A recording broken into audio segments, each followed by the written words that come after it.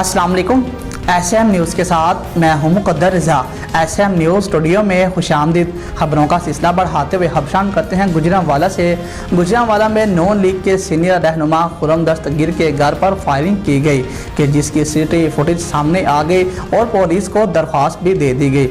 और फायरिंग का वाक़या गुज़श्ता रात सैटला टाउन के इलाका में पेश आया, जहां मोटरसाइकिल सवार 2 अफराद आए और फायरिंग करके फरार हो गए। घर के मुलाज़मीन ने बाहर निकलकर देखा तो बाहर कोई नहीं था।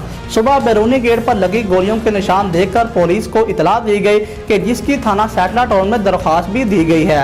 पुलिस के मुताबिक दरख्वास्त खुर्रम दस्तगीर के चाचाजाद भाई आतिफ साबर खान की तरफ से दी गई। आतिफ साबर खान का इल्जाम है कि पुलिस ने तहाल वाक़या का मुकदमा दर्ज नहीं किया। और दूसरी जानिब प्रेस कॉन्फ्रेंस में लीगी MPA और MNA भी शरीक थे।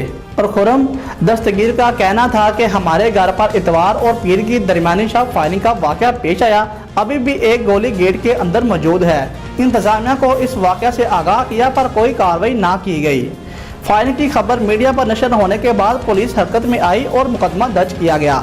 इनका कहना था कि पंजाब में लाकानूनियत का राज है, ऐसे घर पर फायरिंग होना जो 8 लाख से ज़ायद शहरियों का नुमाइंदा हो, एक सोची समझी साजिश है। इनका कहना था कि पंजाब हुकूमत का ये अच्छा इक़दाम नहीं कि अपोजिशन के नुमाइंदों के घरों पर फायरिंग हो।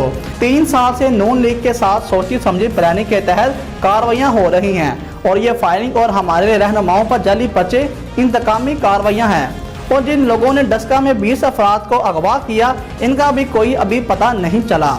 तरक्की, तलीम, सेहत और लॉ इन ऑर्डर की सूरत हाल इंतहाई ख़राब है। इंतज़ामिया ने अब पर्चा दर्ज कर लिया है तो मुल्ज़िमान को भी गिरफ्तार करें।